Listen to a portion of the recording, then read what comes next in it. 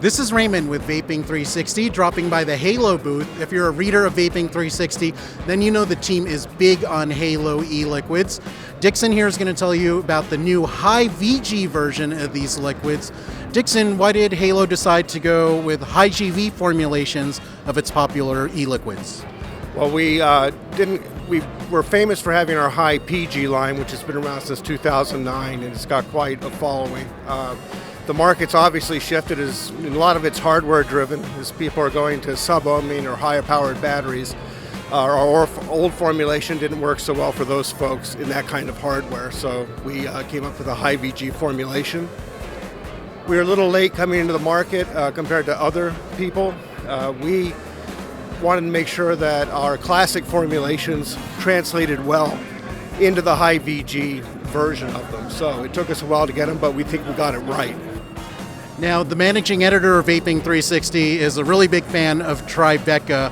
What can he expect from the high VG version? It's a lot like the original Tribeca, which is what we're aiming for, but it's a lot bigger mouthfeel, a lot more volume and clouds, and the flavor's a lot more intense. I like it a lot more in the high VG than the original. And the original high PG version was my favorite since I've been with the company. As I was trying these e-liquids, I tried Tribeca and Belgian cocoa, which I'm a big fan of, and I'm like, wow, this is like Belgian cocoa, but even better. Is that the reaction you've been getting from your customers? We've been getting really great reaction to Tribeca, but especially to Malibu and to Belgian cocoa. And I've had, we do a lot of vape shows all year round, and I've had other manufacturers come up and try a hit of our Belgian cocoa, and they're saying that that's like one of the best chocolate flavors they've had. Going off of high VG for a second, chocolate is something a lot of e-liquid manufacturers are just bad at, but Belgian cocoa is one that absolutely nails it. What's the secret there? I'm not one of the elves in the magic oak tree that make it. I'm just a sales guy, but what I like about it is it's not sweet and it doesn't have a bad aftertaste, but it tastes like out of the box cocoa, like a cocoa powder. So I think it's a more sophisticated or subtle flavor compared to just hitting your mouth with sweetness and a bad aftertaste. There are 8 flavors that you launched with initially. We went through Belgian cocoa, Tribeca, and Malibu. What are the others? We have the 8 flavors. The one that's lacking that we don't have yet, which is Sub-Zero, which, if you're familiar with our old line at all, Sub-Zero is almost a brand on its own.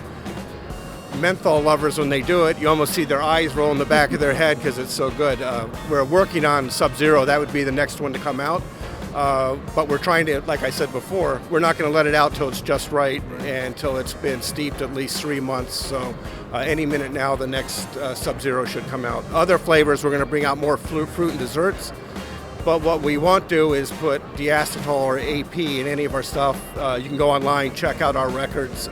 We're clean on everything. So we're not going to follow the trend, which is a lot of high buttery, flavor profiles. I love that you guys publish your lab results. I wish every e-liquid manufacturer did that. So do we.